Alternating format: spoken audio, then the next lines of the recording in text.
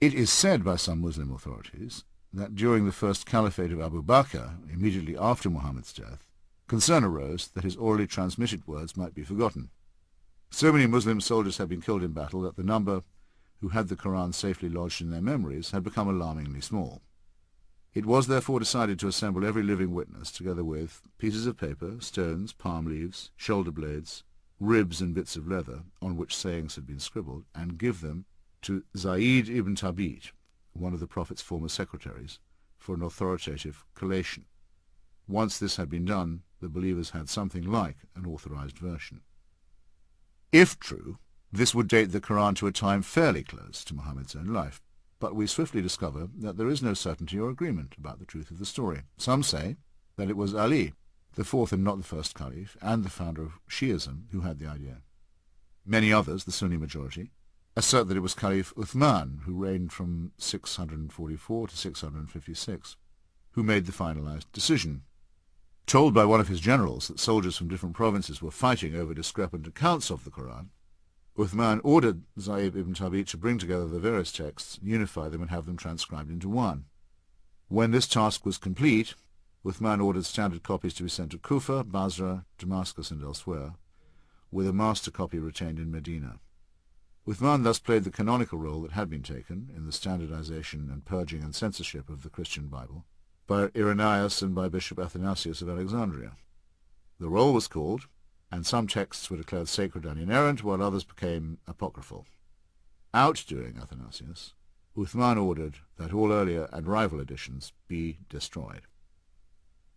Even supposing this version of events to be correct, which would mean that no chance existed for scholars ever to determine or even dispute what really happened in Muhammad's time, Uthman's attempt to abolish disagreement was a vain one. The written Arabic language has two features that make it difficult for an outsider to learn. It uses dots to distinguish consonants like B and T, and in its original form it had no sign or symbol for short vowels, which could be rendered by various dashes or comma-type marks. Vastly different readings, even of Uthman's version, were enabled by these variations. Arabic script itself was not standardized until the later part of the 9th century, and in the meantime the undotted and oddly voweled Quran was generating wildly different explanations of itself, as it still does. This might not matter in the case of the Iliad, but remember that we are supposed to be talking about the unalterable and final word of God. There is obviously a connection between the sheer feebleness of this claim and the absolutely fanatical certainty with which it is advanced. To take one instance that can hardly be called negligible, the Arabic words written on the outside of the Dome of the Rock in Jerusalem are different from any version that appears in the Quran. The situation is even more shaky and deplorable when we come to the Hadith, or that vast orally generated secondary literature which supposedly conveys the sayings and actions of Muhammad, the tale of the Quran's compilation, and the sayings of the companions of the Prophet.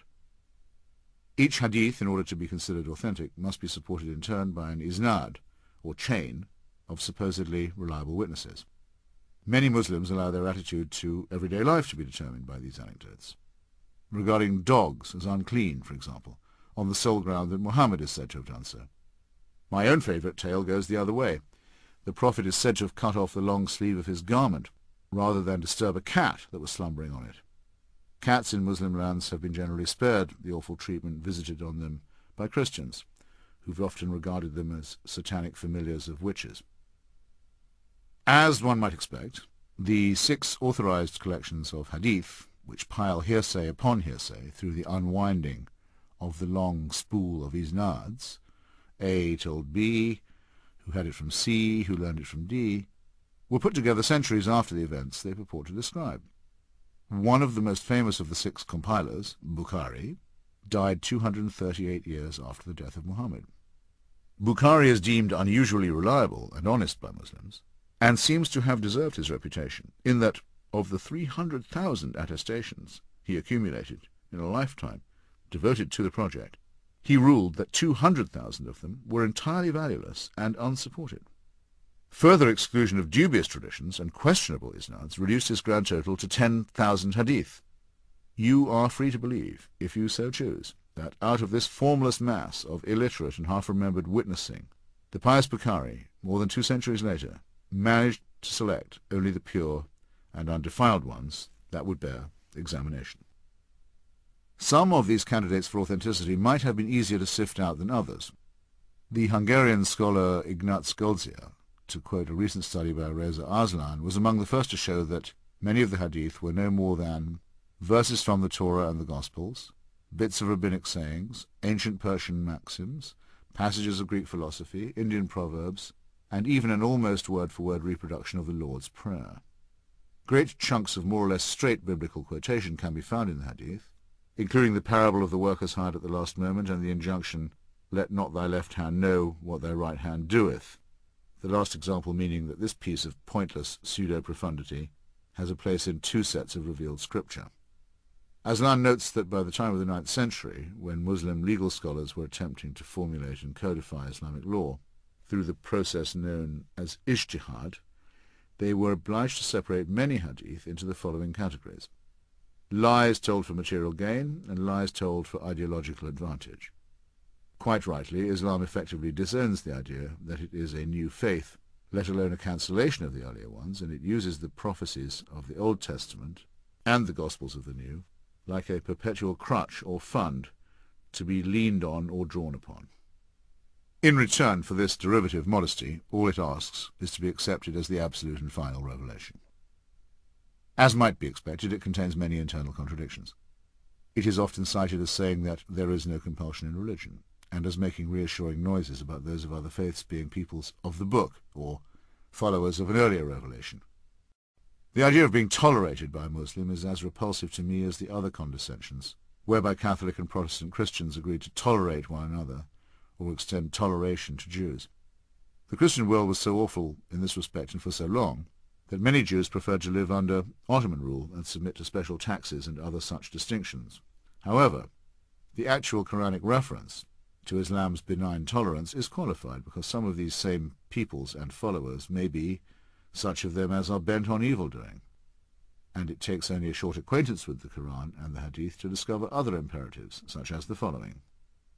Nobody who dies and finds good from Allah in the hereafter would wish to come back to this world even if he were given the whole world and whatever is in it, except the martyr who, on seeing the superiority of martyrdom, would like to come back to the world and be killed again. Or, God will not forgive those who serve other gods beside him, but he will forgive whom he will for other sins. He that serves other gods besides God is guilty of a heinous sin. I chose the first of these two violent excerpts from a whole thesaurus of unsavoury possible ones, because it so perfectly negates what Socrates is reported to have said in Plato's Apology, to which I am coming. And I chose the second because it is such a patent and abject borrowing from the Ten Commandments.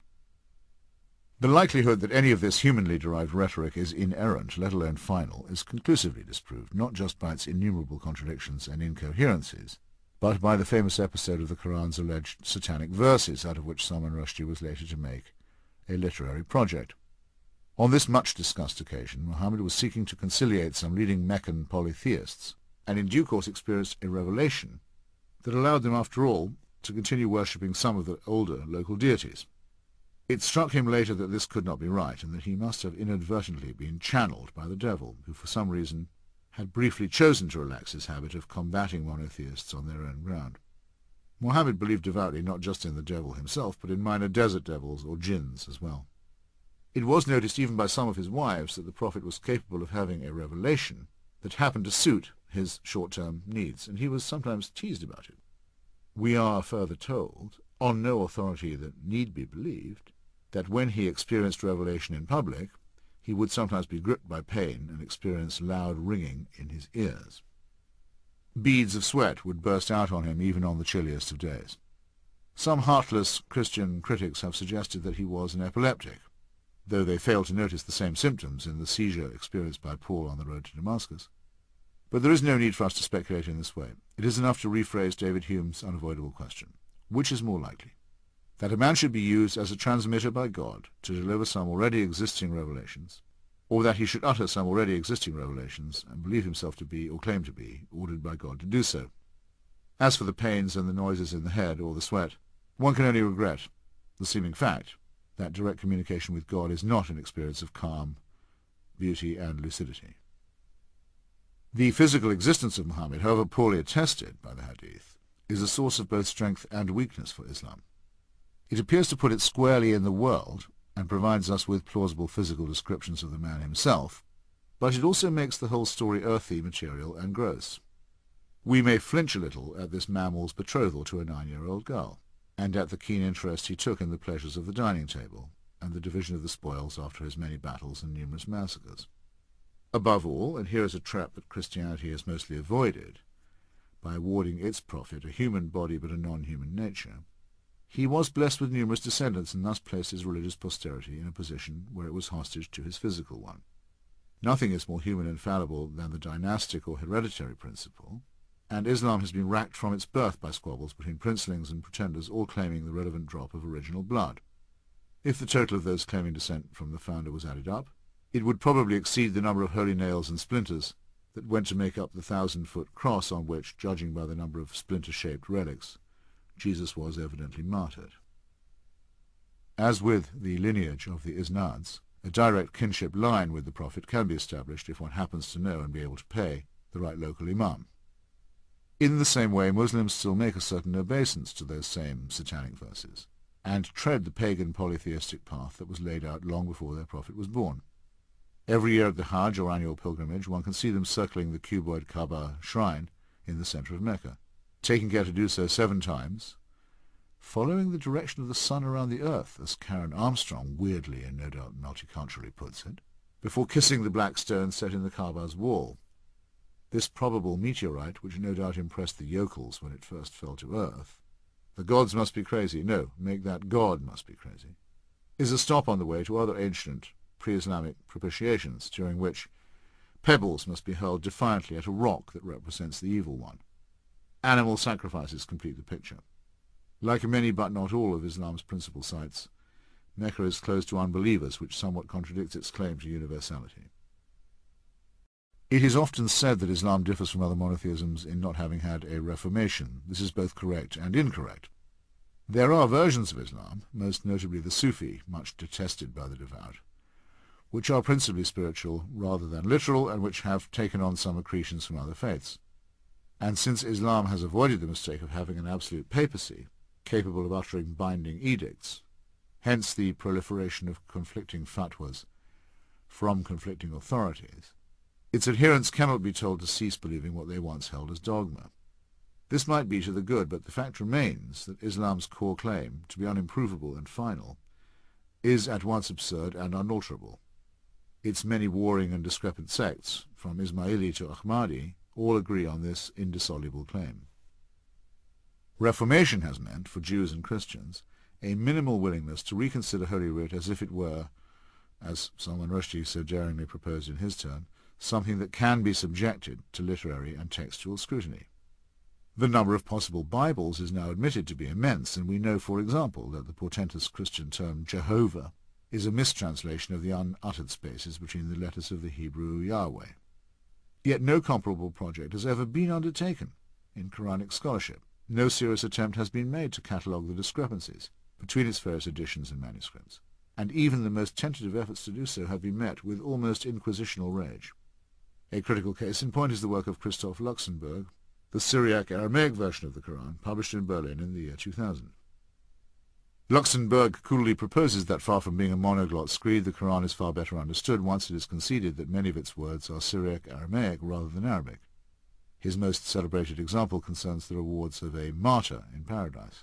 When retranslated and redacted, the heavenly offering consists of sweet white raisins rather than virgins.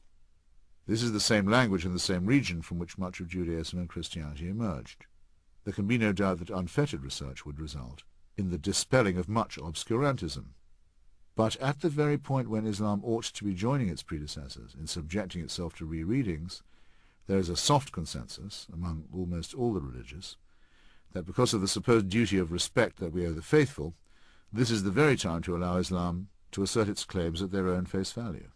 Once again, faith is helping to choke free inquiry and the emancipating consequences that it might bring.